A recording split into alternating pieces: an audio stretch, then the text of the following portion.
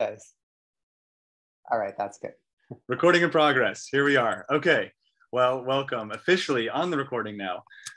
Before we jump into the presentation, just want to take a moment to really formally welcome all of you to this workshop. I'd like to welcome you if you're feeling really excited and energetic and ready to be here. Also welcome if you might be distracted or tired with other things going on in the world. There are many things going on. Welcome if this is your first time at a Changing Hands workshop. For many of you, I believe it is. And welcome if you have done this before. Welcome if you are Indigenous American, African American, Asian Pacific American, if you're from a Latinx background, or if you're European American, if you're some combination of the above, or if you're none of the above, welcome to all. Welcome to our female participants and the males. Welcome if you're trans, and welcome if your gender expression is beyond the gender binary. Welcome if you come from a farming background. Welcome if you're just getting started. Welcome to the lesbians here, the gay men, bisexuals, and queers. And welcome to those whose sexuality don't easily label. Welcome also to the heterosexuals. Welcome if you know exactly why you're here, and welcome if you don't. Welcome to those with hidden disabilities, and welcome to those whose disabilities are apparent. Finally, welcome to the sad, happy, angry, hopeful, maybe even desperate and silly parts of ourselves. We're always bringing so much into these rooms, and I really love that about what we have going on here. As always, if there are any aspects of our diversity that I've left out, please feel free to let me know. And since we're all tied to the land, talking about land, I'd like to welcome the ancestors who lived in this land and these lands before us, to acknowledge the Indigenous people whose homeland we're now stewarding. If you're here at this workshop specifically, you more than likely have some relationship with the land, as one who currently or is soon to tend, lease, or purchase land. In other words, as one who profits from the land in some way. Now, these land acknowledgements are tough, trying to find words that might universally reconcile the history of theft and exclusion and genocide and exploitation and erasure, to reconcile that with the present paradigm of land ownership, which perpetuates and profits from the same history. That task is impossible because we're all different and we're all on different land. And so I invite you to look into yourself for answers. This is not a box that I can draw or that anybody can draw for you to put a tick mark into. This is something I think that requires individual work.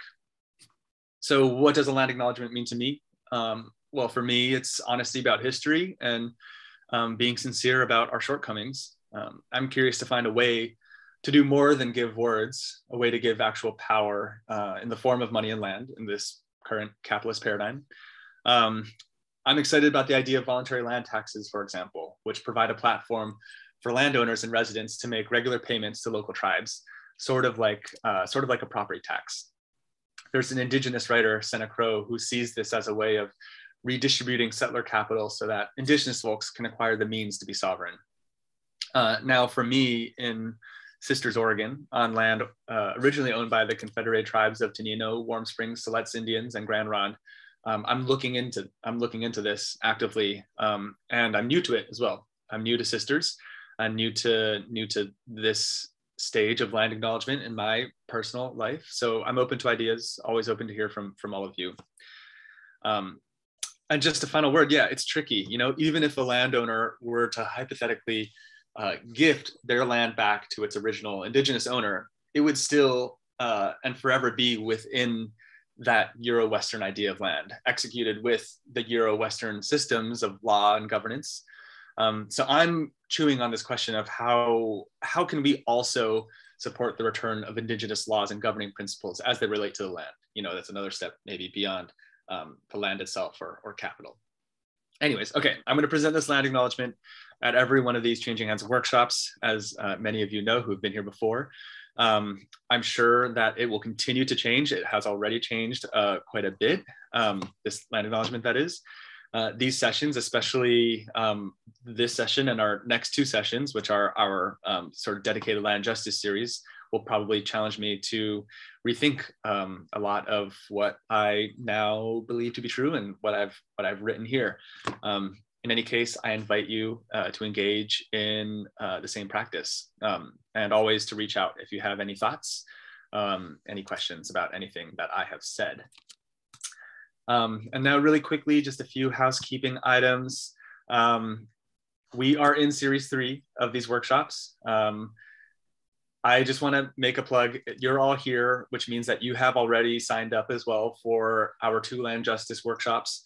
Really hope that that you can make it for them. We have an awesome lineup of speakers, and we're going to be really devoting some serious time and energy to this topic, which really is the future of farming. So I hope to see you next week and the week after. And if you are interested in any of these workshops that are past, it's not too late. Reach out to me and Jonathan, and we would be happy to set you up with the recordings.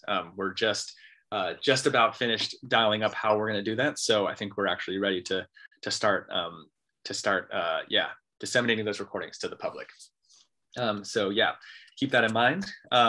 Also, in the follow-up email that you'll get from Jonathan, and also will be posted in the chat at the end of the workshop, we are kind of piloting, and it seems to be going pretty well, a way for you all to keep in touch with each other after the workshops are over.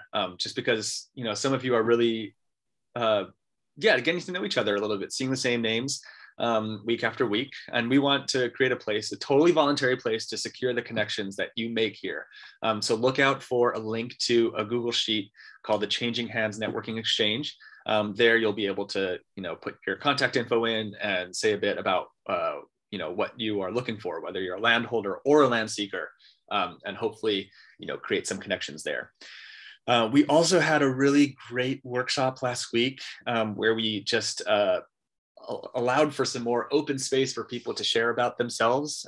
We had a pretty even balance of land seekers and landholders who were looking for people to join their operation in some way. And it was really sweet to have time, that kind of spaciousness for people to get to know each other, and potentially set up some land linking, networking opportunities.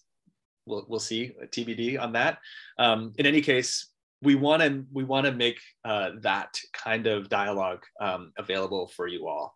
It seemed to be so fruitful last week. So after this workshop, 7:30, you know, the workshop will officially be over, but we'll have this kind of open space afterwards. I'll hang out, and if you are, you know, if you feel inspired to do so, please also hang out, and maybe you'll get a chance to introduce yourself, and maybe someone will be kind of your perfect counterpart, your perfect match. Who knows?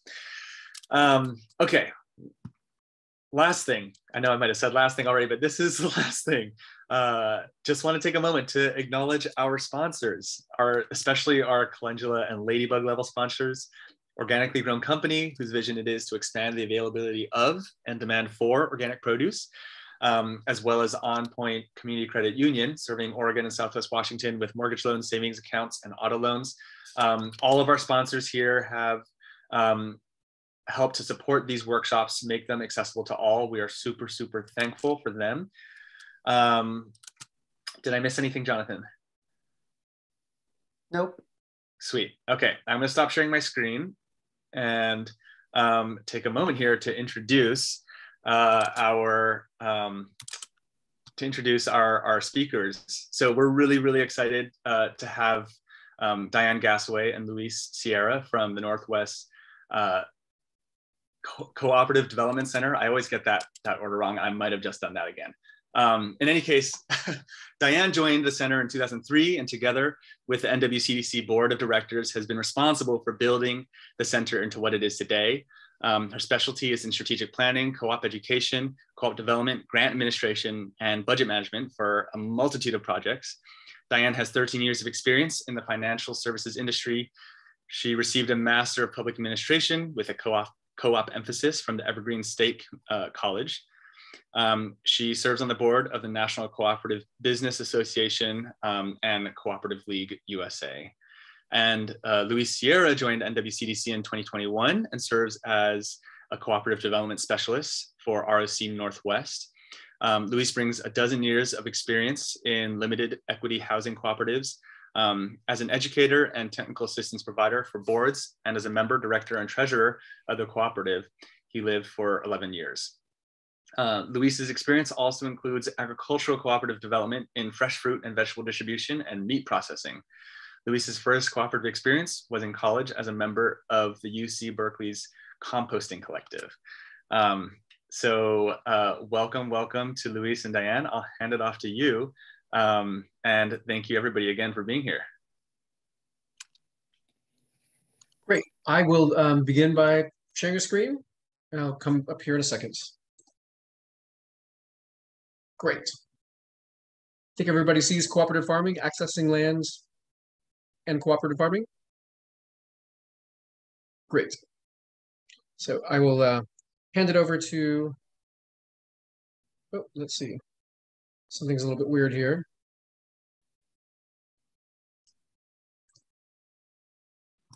Your screen looks great. We're seeing the first slide of the presentation. Is that? Yeah, but it's a little weird here on my end. Can you? Okay, well, there we are.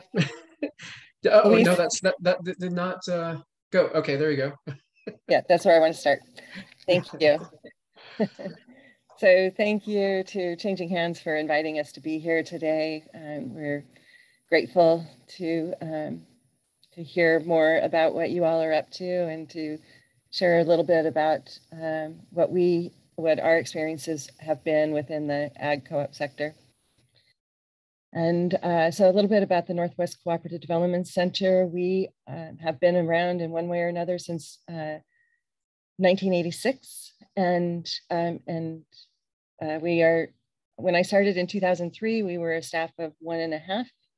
And now we are 13, going on 16, which is, we're planning to hire 3 new people by March. And it's been really amazing to see the interest in cooperatives grow. There was a surge during the Great Recession, and we've recently experienced another surge during COVID. All of our staff bring a variety of different skills to the table that are complementary. About half of the staff work in our manufactured home community program, where the residents buy the land underneath their homes, and the other half are engaged in other types of cooperatives. Some in worker cooperatives, others are more generalists, and we're also part of a larger network of cooperative developers through the Cooperation Works, and that association it brings even more skill sets to the table. We have a board of 9 directors who are scattered throughout the Northwest. You can go to the next slide, please. The Northwest Cooperative Development Center serves Washington, Oregon, and Idaho. We used to have Alaska and Hawaii, but they have their own centers now, so we've seeded them. But we remain good friends. And at any one time, we have about 90 different projects going on these days. And this map is a representation of approximately where all of those projects are located at. The large majority are in Washington and Oregon. NWCDC's purpose in life is to foster economic development through the cooperative business model.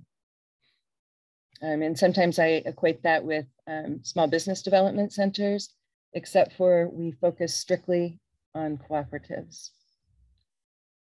So next slide, Luis. A little bit about myself. I grew up in a small town in southeastern Washington, the Valley of the Green Giant. And I made my way through undergraduate by working at the cannery and driving combine and wheat truck and all other sorts of different things. If I had known about cooperatives when I was growing up and becoming a young adult and looking to what my life was going to become, I might never have left that area. But knowing that I could have gone into business with other people and didn't have to be engaged in monoculture farming. However, it was many years later that I discovered cooperatives, but when I did, I became wholeheartedly enthusiastic about this business model and the ability for people to take control over their futures through self-help and determination. The various logos represented on this slide are some of the ag co-ops I've worked with throughout the 20 years that I've been at NWCDC. I'll talk more about some of them later, but just a real quick rundown of some of them. The cooperative Raíces Roots is a program of the Next Door Inc. located in Hood River.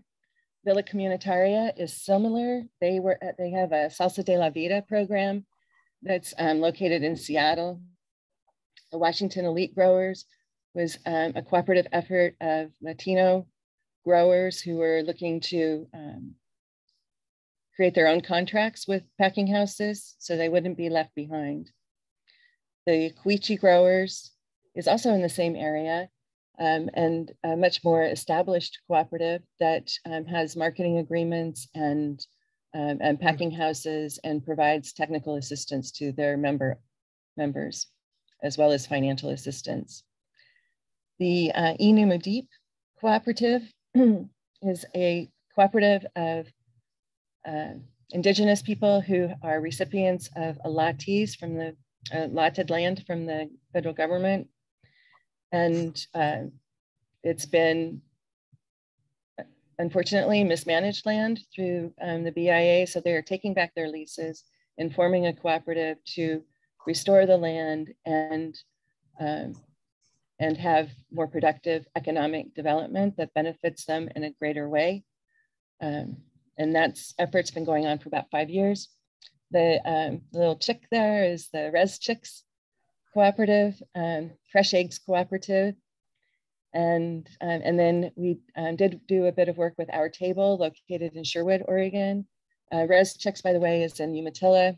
Inumudip is in the Bend, or excuse me, Madras, Oregon, Burns area. The Okanagan Producers Marketing Association was a group of larger farmers and small farmers who got together to diversify their offerings and open up direct markets. They're located in the Okanagan area and they're now serving markets on the west side of the mountains and in the Spokane area that have the greater populations. And then last but not least is the Oregon Woodlands Co-op. So Luis, I will turn it back to you. Sure. And I want to share a little bit more about myself because as I learned about Rogue Farm Corps, I felt certain kinship for my personal learning and entry into agriculture. And it starts also by being an apprentice on farms in Northern California. And one of them being one of the remaining purposefully draft horse-based, non-petroleum-based farms in Mendocino County, Black Power Community Farm and Full Belly Farm, closer to Sacramento, were my first years in being essentially a farm apprentice. That led me to the predecessor of the Agriculture and Land-Based Training Association, where I really got my first experience with cooperatives. There was an opportunity by a retailer who wanted to buy from the students of organic farmer training program, but didn't want 25 people showing up in trucks with 25 different invoices. He says, we'll take one truck, one invoice. And that led me to learn by trial by fire about marketing cooperatives. And I became their sales manager and took that as far as we could. That road led me to the California Center for Cooperative Development for 12 years. Some of the last things that I did there before moving to Port Hadlock, which is just south of Port Townsend, far northeast corner of the Olympic Peninsula. I worked to help Bay Area Ranchers Co-op get started, and that's a co-op also trial by fire, all ranchers that had access to fee-for-service processing for their animals. One day the owner said, nope, if you're not selling under my label, I'm not going to do your meat. So they created their own co-op and was there to help with that formation. And also in helping the sole owner of a small distribution company called Feed Sonoma sell to their employees and farmers. And so that's what I did up until February of 2021. I've been with Northwest Cooperative Development Center since then, and really happy to keep my toes in agriculture. I did live, as I was working for the co-op, California Center for Co-op Development, I lived in a housing co-op. And I'm putting that experience to use in NWCDC's other programs around housing. So click on a few more things. A little about me. So yeah, we have this as a poll question, right? So we want to learn a little bit more about you. If you can take a second so we can kind of read the room a little bit better. Tell us, landowner, if you are a landowner, new farmer, rancher, experienced farmer, other interested person. And are we up to about, what, 30 people on this? How many people are on this? Yeah, it looks like there are 28 who aren't hosts, and we're at 24 out of 28 here. So excellent. Yeah, outstanding. Okay, yeah. Shot here. Yeah. Interesting. Okay, great. Thanks very much. So our agenda for the day, for the rest, let's see. So yeah, we want to do a little co-op refresher with you, and then we have this, really the core of this is two sections, one on land access vehicles for co-ops, or just land access in cooperative models. And I'm going to take care of the worker co-op ownership of a farm business. And we'll be taking questions throughout.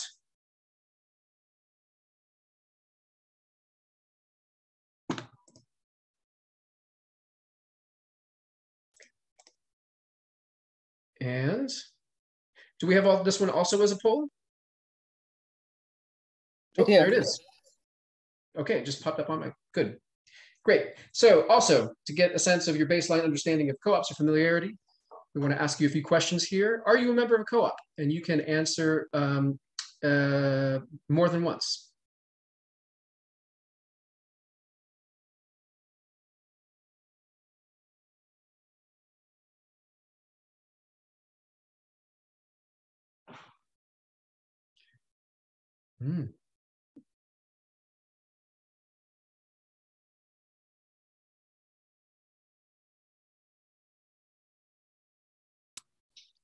This is great. I wish I weren't a host so I could participate. I want to see if I could test my own knowledge.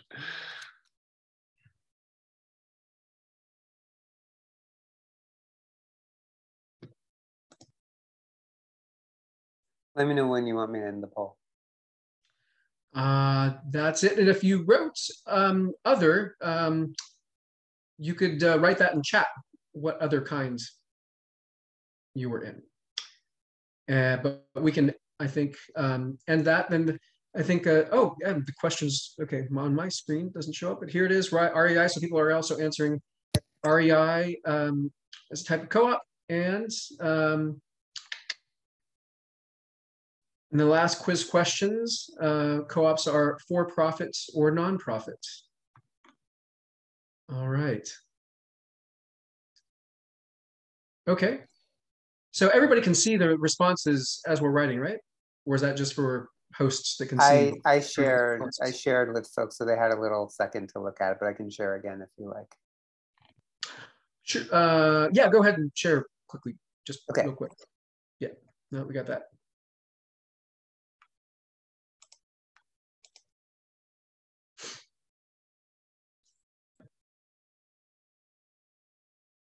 Okay, so that certainly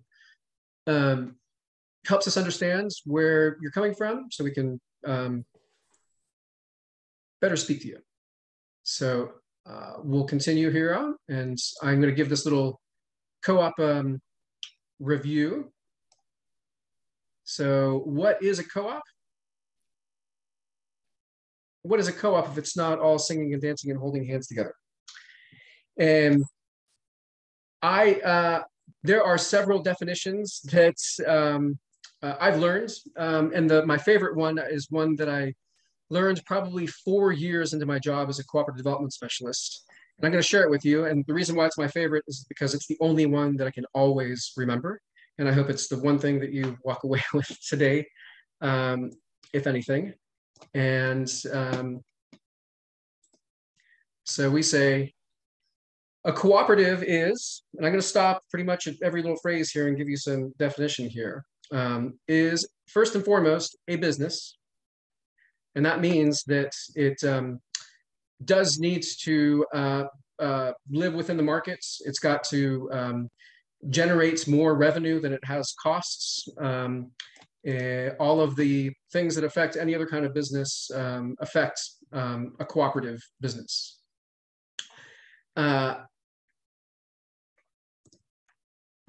It's a business that provides a service, and the service can be anything. And you saw examples of those when we asked you about what kinds of co-ops you're in and what kind of co-ops you're a part of. And we say that it's a business that provides a service to its members. And here is where we have a special definition of members for co-ops, and that members are truly owners. So you can forget about thinking about membership as a Costco style membership. That means nothing because true ownership gives you certain rights and responsibilities and gives you a true voice in governance. And that means that all members are entitled to a say in the matters of the co-op.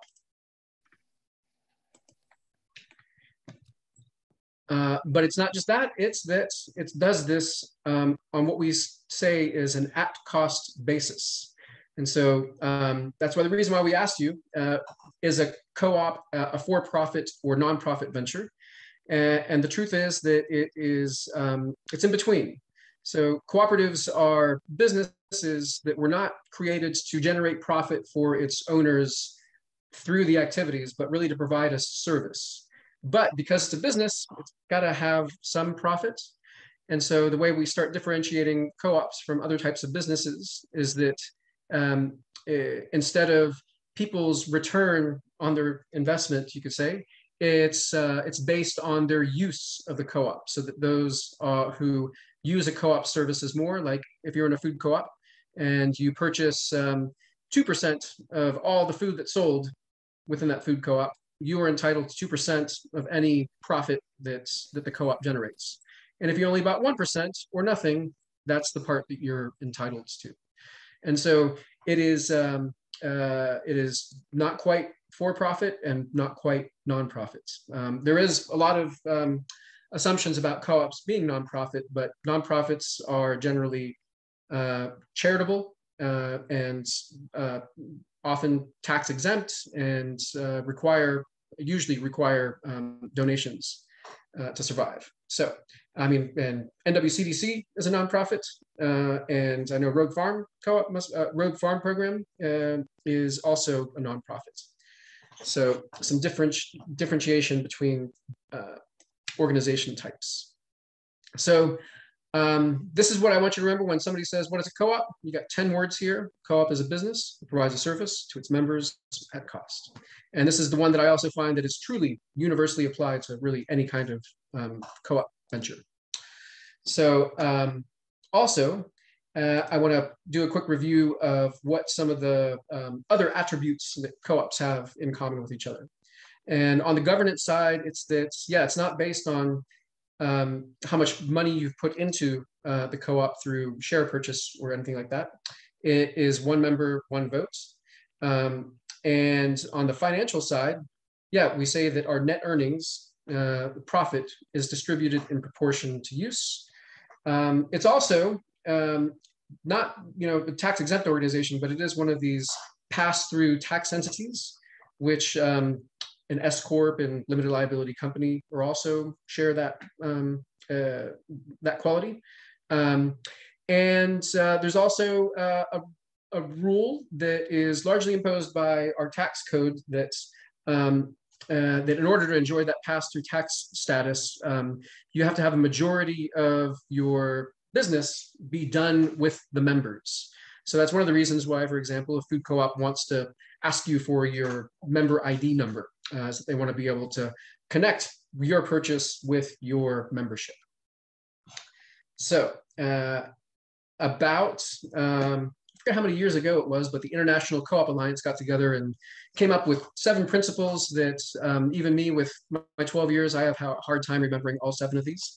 But these are the also globally adopted cooperative principles. And the first 4 that we see on top here: voluntary open membership, democratic member control, and member autonomy and independence. Those are really core topics that are about the bones of the co-op. And then there's also values that co-ops should have, like cooperating amongst cooperatives, education of their members about their cooperative organization, and a general concern for community.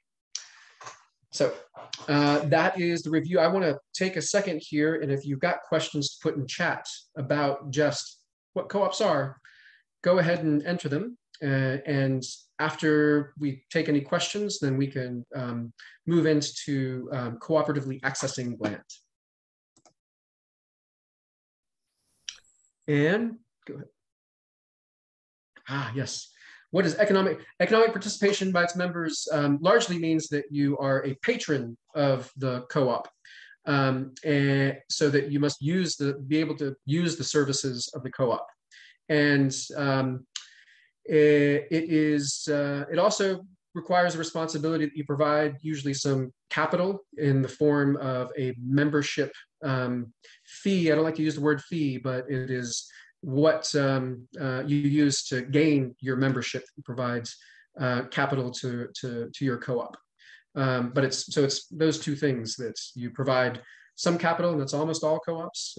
Some don't really require it, but the real core issue is that you actually use the co-op's services. And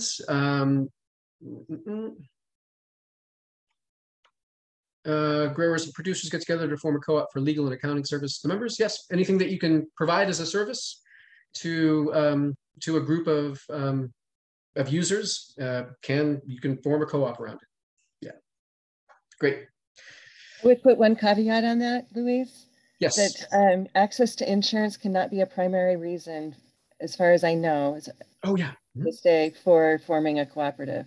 Not that you can't have it as an ancillary thing, but it can't be the primary reason. Yeah, that's just something out of our regulatory world. Okay. Oh, okay. Pass-through tax entity. Yeah. So most businesses are taxed when it declares a profit at the end of the year. And so if you've got a business that made $1,000 and spent $900, has $100 left, the government would like to tax those $100. It's not going to take all of it away. It's going to take a percentage of it away. What's left then is what goes to its shareholders and owners. In a co-op, the co-op might have those exact same books: $1,000 that it sold, $900 that it spent. It has $100 left over. It allocates that to the members, and the members pay tax on their own personal income, or if it's a business that's part of a co-op, it's the business that pays the tax on that. So it's all allocated to its members. So in the regular business, you have $100 in profit. It's taxed once at the business level, and then everybody who gets a dividend from that also gets taxed at home on their personal income taxes. That's what the double taxation is. Yeah, and I can't answer the Grange's. I think I can kind of address it. So the many of the Granges determined that they weren't going, they were no longer going to be like retail businesses, so providing, for instance, supplies. But some still are, and the one down in Medford is a cooperative. Nice. Okay. Okay, I think we're ready to segue into cooperatively accessing land. There's one more question here. Right. Is it true that more people are now employed by co-ops in the US than corporations? Diane might know that answer or be able to guess. I don't. This is definitely a guess, but I think not. Intuitively, I would say no as well. But that's fascinating and definitely something worth researching further. Yeah. Okay, there's another question here. Is the tax pass-through unique to co-ops? An LLC would not benefit from that? No, limited liability companies and S corps also enjoy pass-through tax status. And then is an S corp a sole proprietorship or different? I want to answer that question a little bit later because I've got something that covers that. Okay, cool. Perfect. Okay, I think that's all the questions for now. Oh, one more clarifying question. Someone just chatted me directly. So if I'm a member of REI and I get my dividend at the end of the year, theoretically, am I supposed to be paying tax on that? Not for consumer goods. So food co-ops and that kind of thing, no taxes on that, no. But if you were a farm business as part of a marketing co-op, then you would. Okay. That's a very good question. Advanced co-op finance question. So tell me when you'd like to start, Diane? Yeah, I'm good. Great. So the next few slides, we're going to talk about different ways that I've experienced cooperatives accessing land. And these involve farmland trusts, subleased land. So I apologize if this is a repeat of what you heard from the session 2. And then some shared equity through a blanket mortgage. I believe I have a poll here. Yeah. There we go. We're looking to see if you own land, if you're actively looking to sell, or hope to purchase.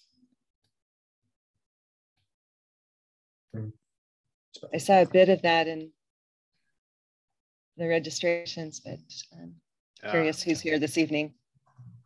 So far looking a little bit asymmetrical. We'll see where it goes. Yeah.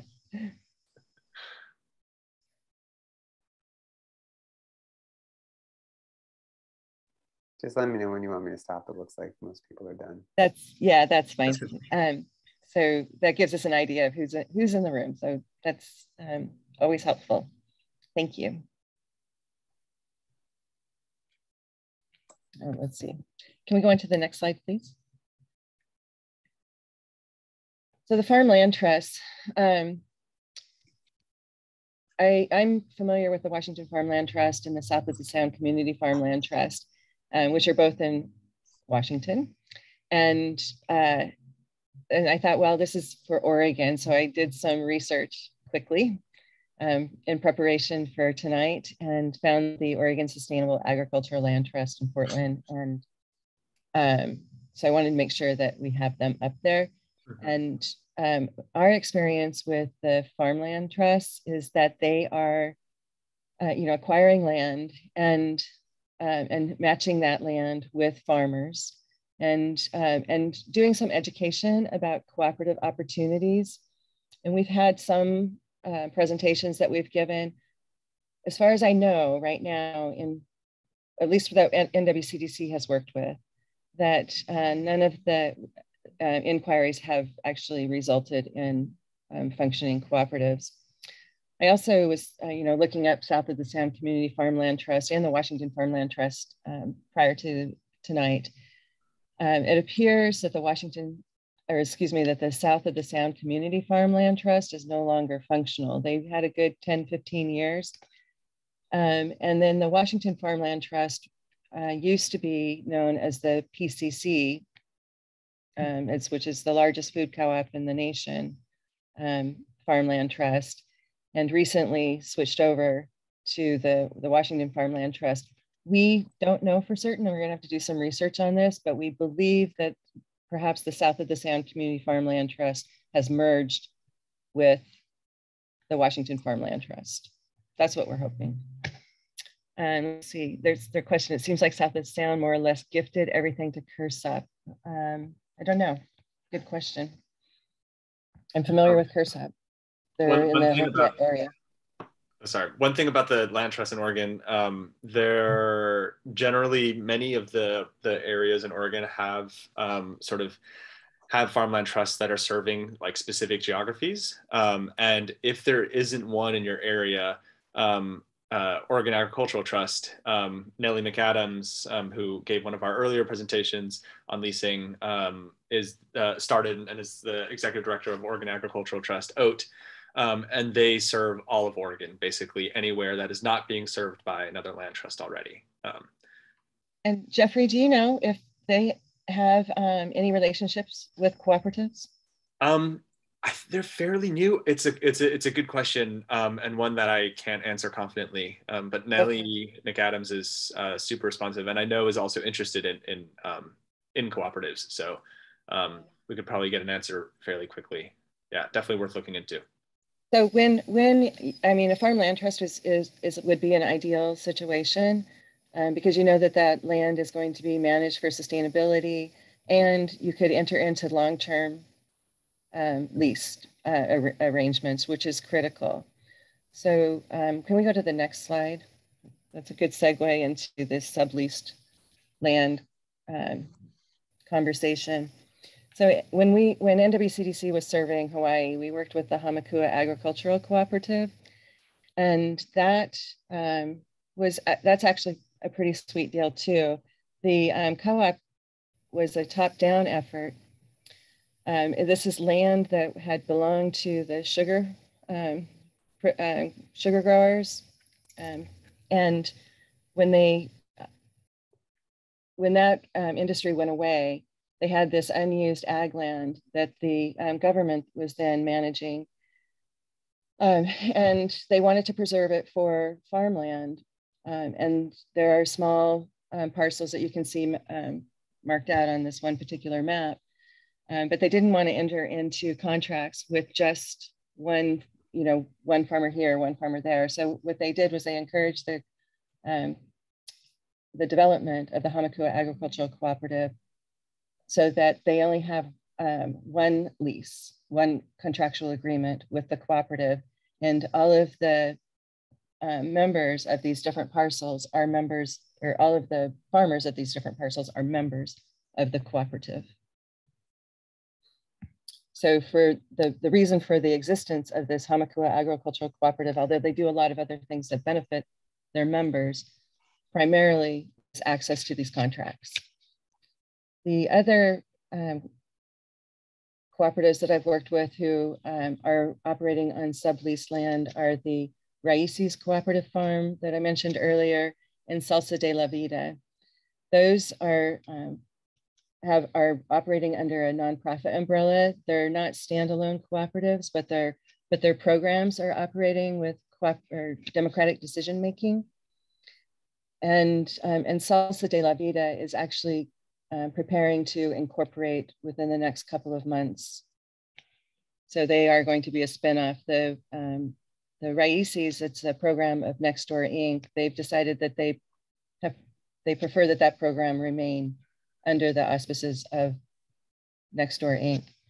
What both of these nonprofits have done is that they have had land donated to them, or they've been able to enter into low-cost lease agreements in order to have access to this land that their programs are cooperatively farming. The problem, they still run into problems though. If they don't have full control over that land, it's possible that the landowner decides to sell or to put it into some other use. And that's, I understand, is actually happening with Raices right now. They've identified other land that they're going to, but it's heartbreaking when when they're doing organic or natural farming and they've spent and invested in this land and spent dollars to improve it, that and time and energy, to have that pulled out from underneath them and have to start all over again. A few years ago, I was working with a group down in Southern Oregon who were looking to form a cooperative. It was producers, and they were also looking to do distribution. One of the major farms there was on leased land, and just after like 5 years, the landowner pulled out from underneath them, and they were in this scenario of having done all of the improvements for organic farming, and then had to try and start again elsewhere. There's a question, is NWCDC working with folks wanting to acquire land to establish co-ops? And I would say yes, although we are not a driver of trying to locate that land for them. We'll help them. And we have actually started a community land trust here in Thurston County for the purpose of housing. And we would certainly entertain helping other people form other kinds of community land trusts if that's needed in their area. Oh, I guess I was hitting the arrow. I can't change it. Can we go on? Oh, yeah. Yes, thank you. So then there's the shared equity model. And most of our experience with shared equity is in housing, but it could certainly be used for farming as well. And this is where the members or the cooperative is buying the land and entering into oftentimes a blanket mortgage, is what we call it, where the property is not subdivided, and they're farming it with their own imaginary lines, perhaps. And it could be made up of just producers, it could be made up of the community, it could be made up of workers, or it could be a multi-stakeholder, which would be a combination of all of them or part of them. An example that I found is the Poudre Valley Community Farms in Colorado. And at the end, we have a resources tab, and I believe that this presentation will be available to folks so that you can access it.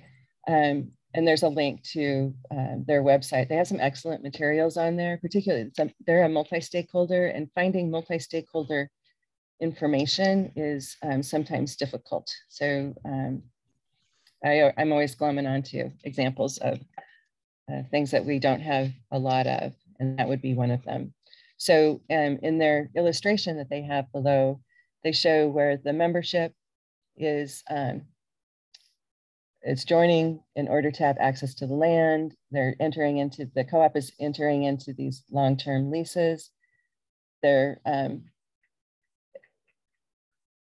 renting, which might be, I'm not certain how they separate that under a blanket mortgage, but then they're renting, the farmers are renting from the co-op, and their benefit for being part of this cycle is that they have equity in the business, they have guaranteed access to the property, and they can participate in any patronage dividends, which is that net profit that Luis was talking about earlier. Could you just say again what exactly a blanket mortgage is? So have a piece of property, yeah, and you have a cooperative made up of 20 members. Those, the 20 members have put in their equity, they've raised capital, all under the name of the business that they own, which is the cooperative. And the cooperative enters into a mortgage for the purchase of property with the financial institution. So it's only one mortgage, and everyone participates in that mortgage, not individually, but as a whole.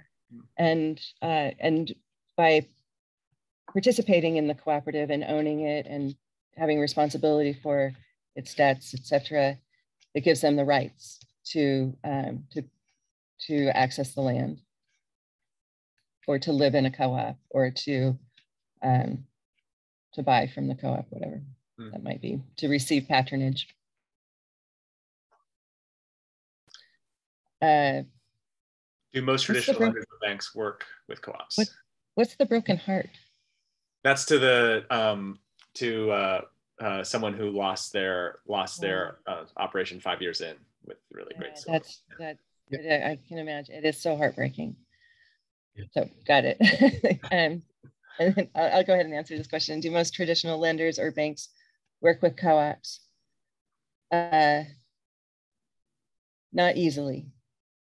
Most traditional banks and lenders don't understand the cooperative model, and where we run into the biggest problem is with personal guarantees. Cooperatives are meant to exist in perpetuity. So you have a pretty fluid membership going in and out. And if you're entering into a mortgage, which is hopefully relatively long-term to keep those the loan payment lower, you don't want to have to keep rewriting that loan as you have people going in and out. In rural areas, USDA has some great programs and they understand this problem. So if you can get a traditional bank or lender to enter into a business and industry guaranteed loan through USDA, then you can get that waived, that personal guarantee. There are other lenders who aren't traditional that understand cooperatives and will waive it as well. So the piece with USDA and where they waive it is if you have at least 5 member owners, then, and so no one has more than a 20% ownership in the business, that's where they will waive the personal guarantee. So good question, yeah. So let's see, what else do I have to add to this? Let's go to the next slide. That's the end to go to. Okay, it's your turn. Farm business. Yeah, my turn. So yeah, I'm bringing some examples from California from work that I and other staff at the California Center for Co-op Development had done with a few groups that came to us asking for our assistance in setting up their farm business entity as a worker co-op. I put up this question. I think the timing that we have, I just want to go straight into it. So I'm going to skip over the question. And you already heard us say, you heard the word, I think, LLC, S Corp. It's going to come up here in a second. So no need to respond in chat. But I mean, why would anybody consider, why did the people who came to my office think that they should set up their farm as a worker co-op? And I'll tell you, these are some of the questions that they ask themselves, and I want you to ask yourselves. What can you, plus spouse or family, accomplish as a farm owner and sole laborers? And how does that match with the amount of land that you need to produce a sustaining income? And additionally, do you have that ability to do all that work? And there's usually, I mean, the concept here that we're exploring is that that there is kind of an economy of scale. There's so much that one person can handle as a farm business, where you're doing all the administrative stuff, financial and labor. And then when you reach a certain scale, you can do more, you can produce more and cover more of the costs, or spread the work around. So those are the questions that 2 groups came to us, and I'm going to share with you the mission statements that that one of the worker co-op farms came. This is the reason for forming a co-op, and they said, we intend to form a worker cooperative in order to both further our careers in agriculture and to advance equality and justice in the food system. We all want to see, things around here. We all want to farm and see greater opportunity in cooperation than pursuing individual operations. We see worker ownership as a way to provide job security, build equity, ensure workplace equality, and exercise autonomy. We also see worker ownership as a solution to many of the common issues within the agricultural industry, including employee retention, ownership succession, and capital access, amongst others. By creating a successful worker co-op farm, we hope to achieve sustainable livelihoods for ourselves, expand our membership, serve as a model for others, and promote a more sustainable rural economy. So I pulled this from the business plan that they created. And this is not us putting words in their mouth. This is the reason why they wanted to form their business that way. And the second co-op puts it a little bit more simply, said, well, the two founders said, well, we want to bring on more people, but I have a hard time treating my peers as if I need to be their boss. And that was it. And it's the reason why they wanted to do a worker co-op farm. So the first little mini case study I'm going to tell you about is Flying V, located in Placerville in what they call the Apple Hill kind of agritourism area. And everybody came together with less than 5 years of experience, between 3 and 5 years of prior farming experience, probably just like you, apprentices, interns, farm managers for other people. And they found what you call kind of like a beneficent landlord who wanted to use their lands to help beginning farmers. And so they were able to rent land from this landowner and on very favorable terms. So it was originally two brothers that had the idea and also wanted to bring in some of their friends, people that they knew well. They knew them from farmers markets, from other ag associations. So there was no mystery about how hard they knew each other would work together. And they all had just a good understanding of a farm business. So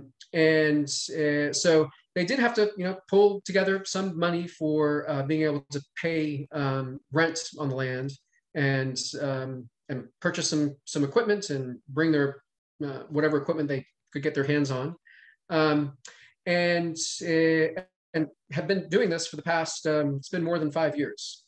And one of the things that I think that you might be trying to grasp is how do the operations of a worker co-op differ from any other kind of farm business where you have possibly, an owner of the land. It's got the business entity and hires employees.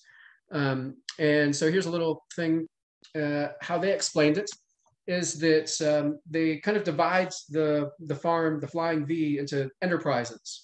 Not that they have different checking accounts and it's different businesses, but it's all Flying V, but one person's in charge of the orchard, veg, berries, one person that handles all the equipment, good at repairs, does all the land prep and irrigation, and somebody who oversees all of the marketing, and they also do some processing.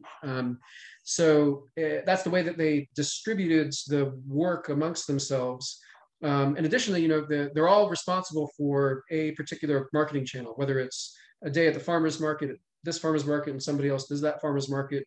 Somebody does this retail route, another person does that retail route. And so that's the way that they have managed to make that farm business operation work.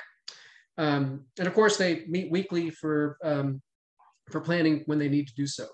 And so to give you an idea of the examples that I'm giving you, these are all less than $200,000 gross revenue businesses. So they're still on a growing phase. So let's see.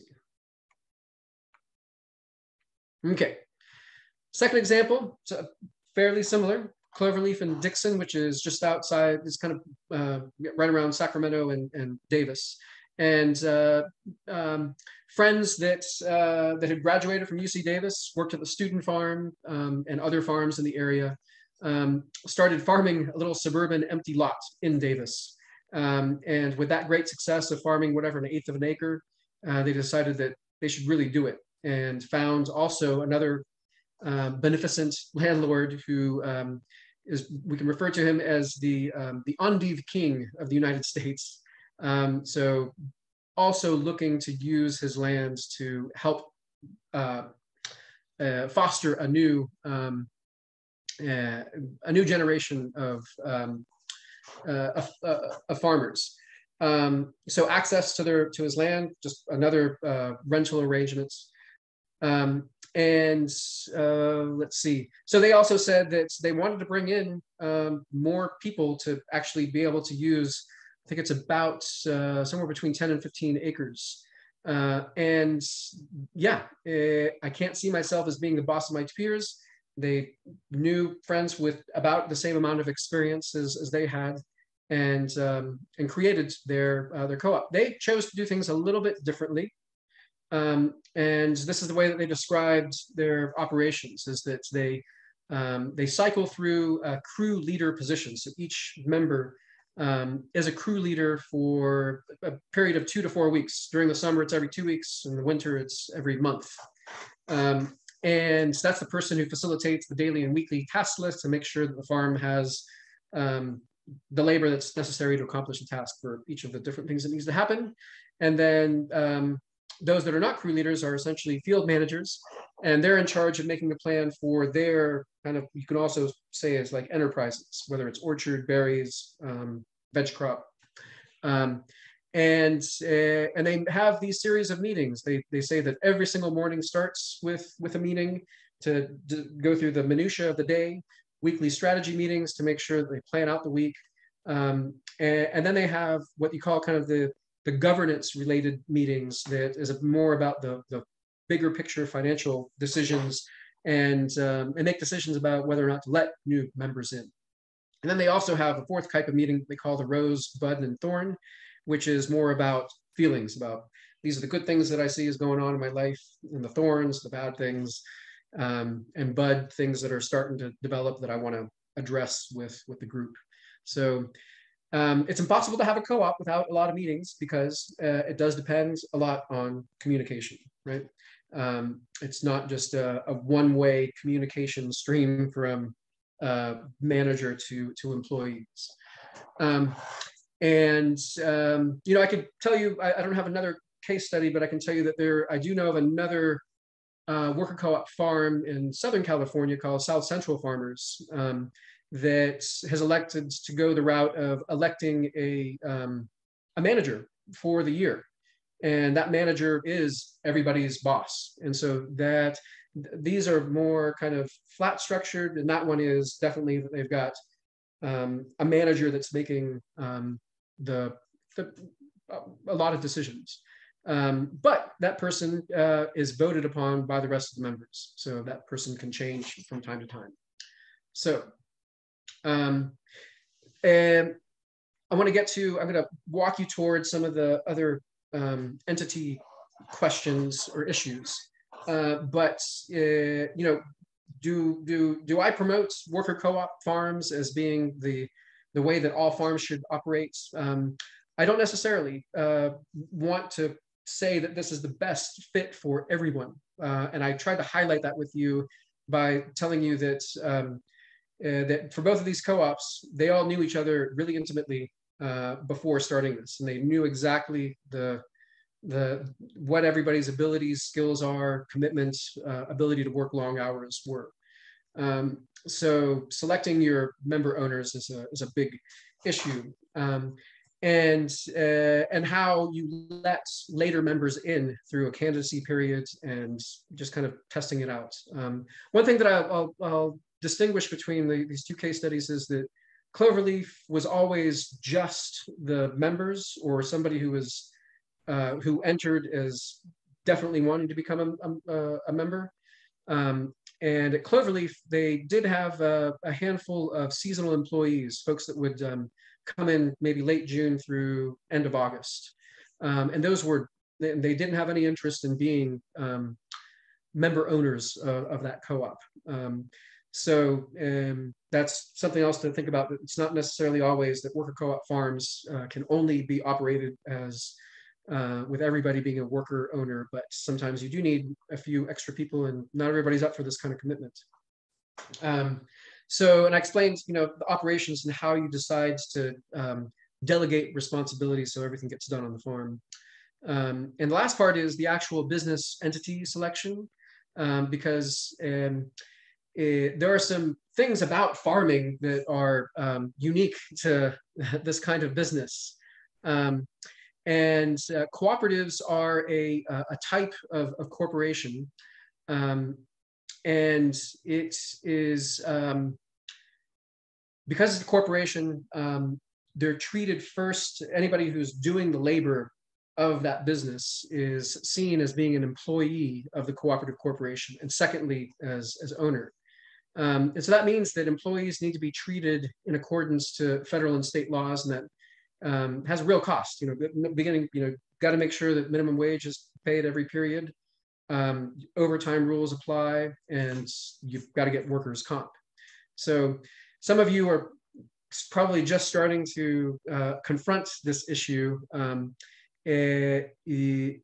I mean, can you see any potential problems for a new small farm business in this? And that is that when you're beginning, you're probably going to be putting a lot more work than you're getting compensated for. And so it creates some real barriers. And these are barriers that all these co-ops that I've just mentioned have faced. So I'm going to show you here what the choices are, what we were helping them try to figure out which way they should go. And this is the universe of organizational entities, the general business legal structures. You've got sole proprietorship, different types of corporations, for-profit and nonprofit, the limited liability company, which is kind of an evolution or of a partnership. You can call it like a modified partnership. And that's why you say limited liability company and not limited liability corporation. So let me see if I can get I'm trying to show my arrow so I can point, but can't quite do that. So yeah, cooperatives, C Corps, S Corps, those are all kind of business entities that are distinct from nonprofits. And a worker co-op farm made up of employees has to essentially follow the same rules when it comes to employment that a C Corp and S Corp do. But when we look at limited liability companies as a partnership, then members are treated first and foremost as partners in a business venture, and they do not need to be treated as employees. So that means that compensation can go up and down according to cash flow. Workers' comp is not required, overtime not required. So if this is something that you're comfortable with, then this is a method that you can, a vehicle that you can use to farm. And when I look over some of the old financial data from from these worker co-ops, I'm seeing that between January and March, they've brought in $5,000. And then you're talking about June through September, and there's 100,000.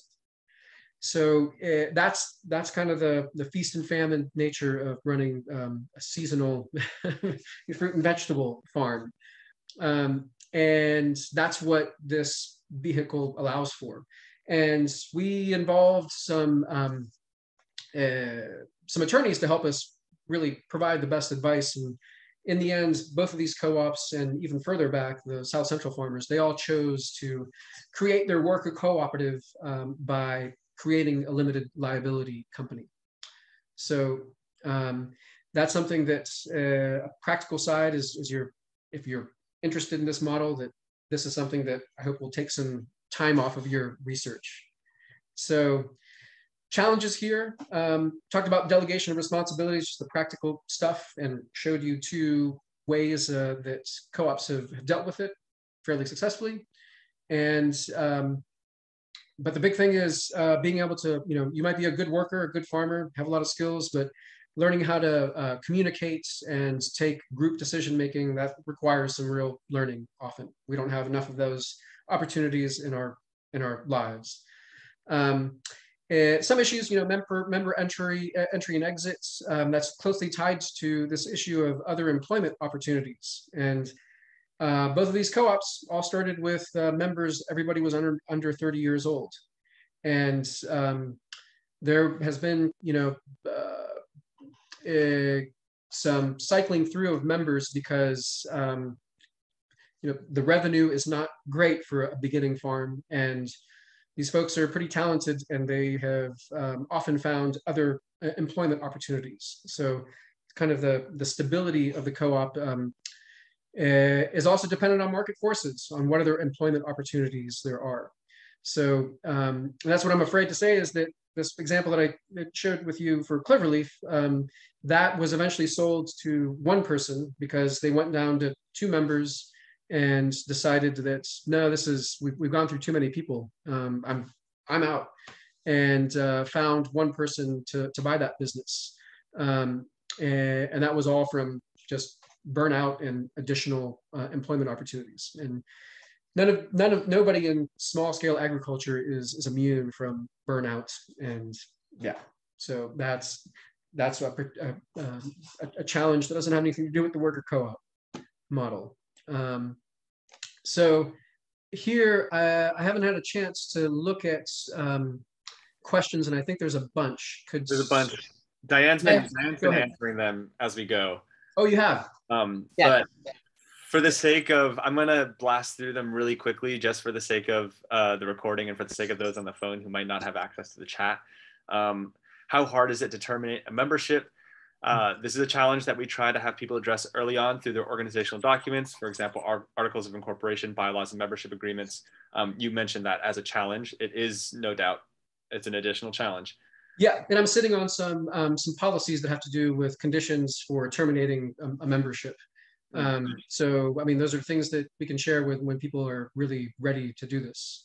So, and they've been tested at least once. And so we know that there's some track record for the use of these policies. And some of it's going to depend on your culture and how you want to deal with those issues, but there's at least some examples out there that I can share. Good to know that there are examples and that there is support as well from you all. Another question, does a co-op have to hire a manager? The answer, a co-op can be a flat organization, does not have to designate a manager. How would you recommend one starts to look for partners to build a co-op together? And what do you recommend that they explore before deciding to venture into the business together? I think there's, in the case examples that you gave, there's an answer there that they were people who knew each other first and knew each other's work ethic and knew each other's kind of roles and capabilities. And that is a helpful starting place. Diane also suggests that there's often a probationary period before others are invited in to be members, helping to ensure the co-op's desired culture. So Sarah, before you make that full investment of a new member entering. Yep. So the agricultural exemptions to some of those laws don't apply is a question. I think in this case, it was talking about the different business structures. I'm trying to remember, it was 912, or excuse me, 712, and that was when that question was asked. Maybe that person might want to clarify what they were getting at. There's another question here. Is there an increasing trend in the number of work co-ops? Do you see a worldwide trend? How much of is this model tied to the regulatory environment and supporting ecosystem? There's an answer here. There's a growing trend in the establishment of worker co-ops. Much of it is related to the growing number of small business owners looking for exit strategies. Can an established LLC transition into a cooperative later, or would they need to dissolve the business and start fresh? An LLC can convert to a cooperative. The question of whether to dissolve or not would need some legal advice. And then there's another question here. Woofers, I hear, is a nice idea for new farms. Anyone have experience with them for support? I don't know if that's been answered exactly yet, but I mean, I can say from my experience that woofers are hit and miss, and probably the biggest challenge is housing.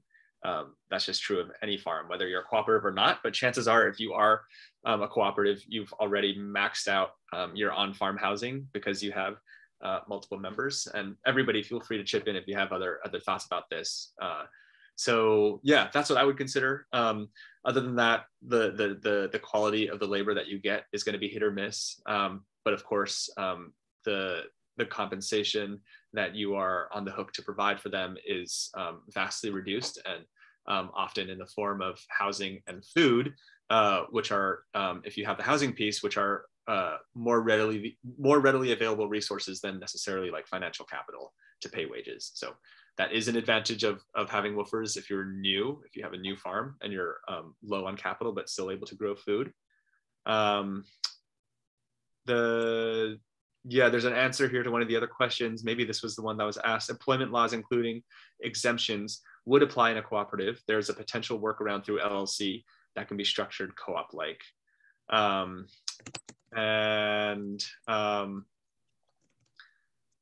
do you keep co-ops inclusive and diverse? Be intentional. Oh, it was about, okay, great. All the questions have been answered, it seems. Let me know if I haven't answered some of the questions. Sorry, this is yeah. Just making sure that everyone gets access to the great questions.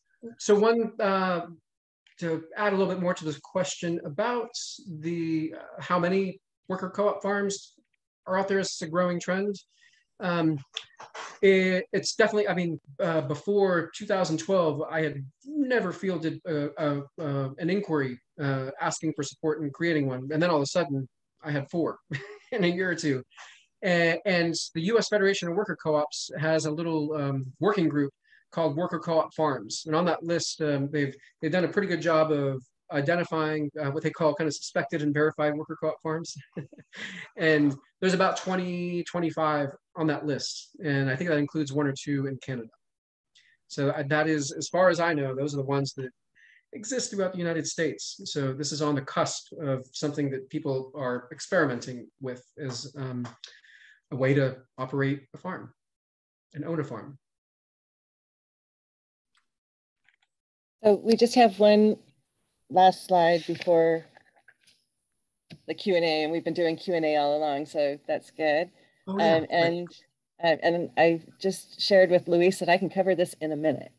But I just wanted to make sure that we put it out there that there's all kinds of models and reasons for forming cooperatives, ag or otherwise. And this has been talked about in the chat this evening, but forming a cooperative for accessing supplies and for putting together marketing plans and paying for a marketer, or pooling your product together to enter into markets that you wouldn't be able to access otherwise.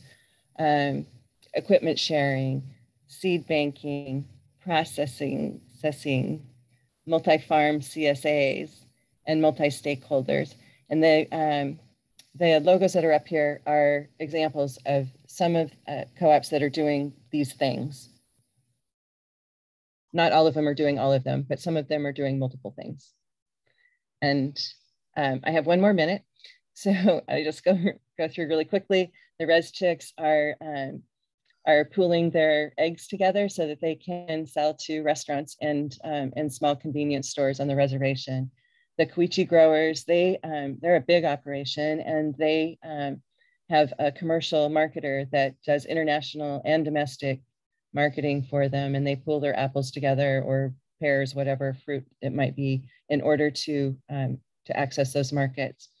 The Oregon Woodland Co-op is really interesting. They have a number of different lines of ways for their members to gain some economic benefit. So they're selling firewood, they're making herbal tinctures, they're buying supplies together, they have preferred vendors that they've identified, etc. Fifth Seasons is an example of a multi-stakeholder cooperative. I encourage you to check them out if you want to learn more about what that looks like. And the picture of the group there at the bottom is Siskiyou Sustainable. They're a multi-farm CSA. And one of the resources that we have put together, or that we've includes a guidebook on how to create a multi-farm CSA. Awesome. that is, yeah, what a wonderful, for me at least, being relatively new to cooperatives, overwhelming brain dump of resources. This has been a very, very fruitful workshop.